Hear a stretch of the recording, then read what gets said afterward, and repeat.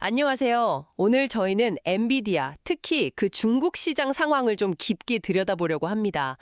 뭐랄까, 미국의 수출 통제 때문에 한동안 묶여있던 H20 칩 판매 재개 소식부터요.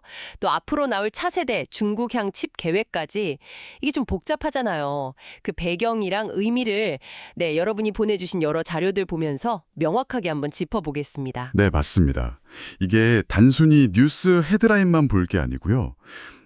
이번 결정들이 엔비디아의 전략, 그리고 기술 산업 전체에 미치는 영향이 상당히 클 수 있거든요. 여러 자료들 통해서 나온 그 팩트들을 기반으로 그 이면에 뭐가 있는지 한번 파헤쳐보죠. 좋습니다.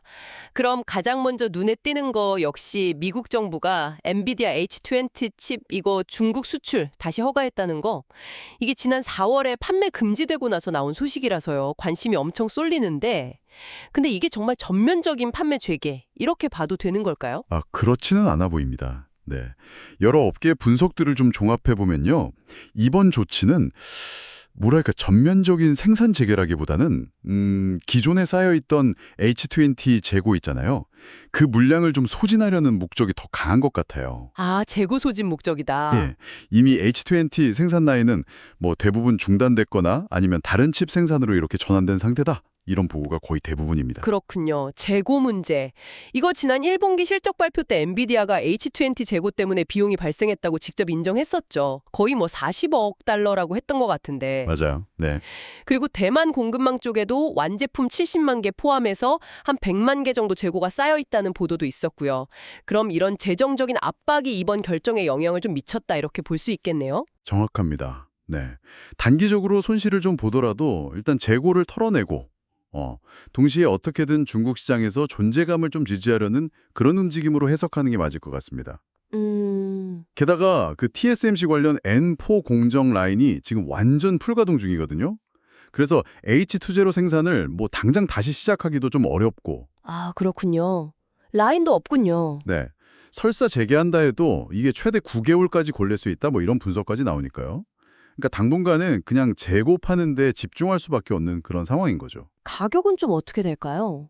예전이랑 비슷할까요? 가격은 아마 금지 조치 이전이랑 비슷한 수준으로 책정될 것 같습니다. 네. 알겠습니다.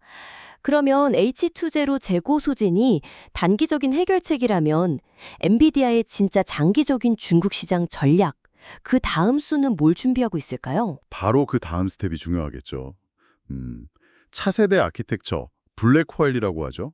이 블랙호일 기반의 새로운 중국 맞춤형 칩, 이걸 이제 소위 B 시리즈라고 부르는데요. B 시리즈? 네, 기존 호퍼 아키텍처 기반인 H20 칩은 이걸 사양을 더 낮추기가 미국 규제 안에서는 좀 한계가 있어요. 아, 이미 낮출 만큼 낮췄다. 그렇죠. 그러니까 아예 새로운 아키텍처로 규제에 딱 맞는 신제품을 내놓는 게 이게 불가피한 선택인 셈이죠. B 시리즈.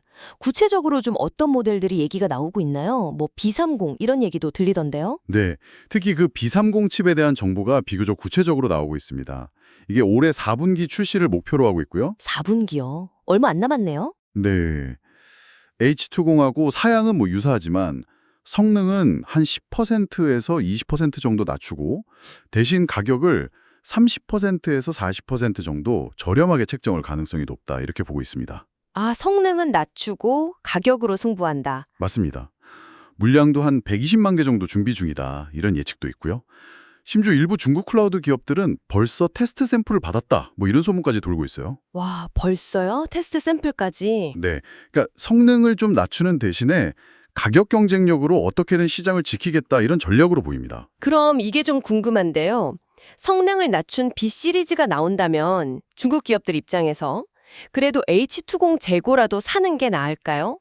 아니면 그냥 자체 개발 칩, 화웨이 같은 데 걸로 돌아설까요? 그거 좋은 질문입니다. 네, 물론 화웨이의 어센드 910C 같은 자체 칩들이 있긴 하죠.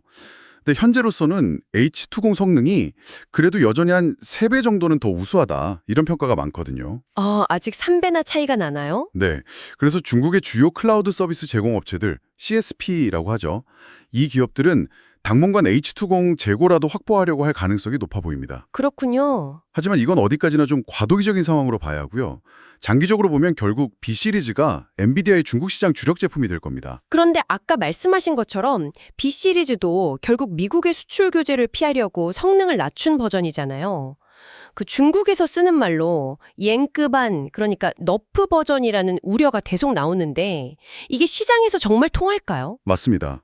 그 점이 정말 B 시리즈 성공 여부를 가늠할 핵심 변수라고 할 수 있습니다. 표준 블랙웰 칩은 원래 고성능 모델 훈련에 초점을 맞추잖아요. 네네. 근데 이 중국 시장용 B 시리즈는 가성비, 그리고 좀 특정 활용 사례, 예를 들면 추론 같은 데 맞춰서 하드웨어 구성이 표준 버전이랑 상당히 다를 수 있다는 거죠. 구성 자체가 달라질 수도 있다. 네. 그래서 실제 성능이 어떻고 시장 반응이 어떨지는 제품이 나와봐야, 그리고 구체적인 사양이 공개되어야 정확히 알 수 있을 것 같습니다.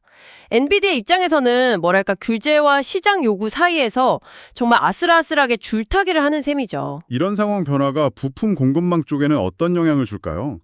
예를 들어서 서버 냉각 솔루션 만드는 회사들 있잖아요. 이런 데는 좀 기대감이 클 것 같은데요. 네, 맞습니다. H20 재고 소진하고 또 바로 이어서 B30 칩 양산 계획이 나온다는 건 관련 부품 업체들한테는 당연히 긍정적인 신호죠. 특히 대만의 주요 냉각 솔루션 업체들, 치용, 소항홍, 젠쩌, 젠준 이런 회사들이요. 아, 그 대만 업체들은 네, H20 서버든 앞으로 나올 B 시리즈 서버든 발열 관리가 워낙 중요하니까요. 그래서 이들 업체들의 하반기나 내년 실적 개선에는 분명히 좀 기여할 것으로 예상됩니다. 그렇군요. 자, 그럼 정리를 좀 해보면요. 엔비디아의 H20 판매 재개는 일단 쌓여있는 재고 처리하고 또 시장 공백을 최소화하려는 단기적인 어떤 전술적 움직임이다. 이렇게 볼 수 있겠고 네네. 진짜 승부수는 결국 미국의 규제라는 현실 속에서 어떻게든 중국 시장을 뚫어보려고 내놓는 차세대 맞춤형 칩, 바로 이 B 시리즈다. 이렇게 봐야겠군요. 정확합니다. 네. 이게 결국 거대한 중국 시장을 포기할 수 없는 엔비디아가 이 규제라는 제약 속에서 어떻게든 생존하고 또 성장하려고 하는 아주 복잡한 전략적 고민을 보여주는 그런 사례라고 할 수 있습니다. 앞으로 이 B 시리즈의 실제 성능이 어떻게 나올지, 그리고 시장에서 정말 성공할 수 있을지, 이게 엔비디아는 물론이고 미중 기술 경쟁 구도 전체에도 상당히 중요한 변수가 될 겁니다. 네, 정말 주목해서 봐야 할 부분이네요. 오늘 저희가 나눈 이야기가 이 복잡한 상황을 이해하시는데 조금이나마 도움이 되었으면 좋겠습니다.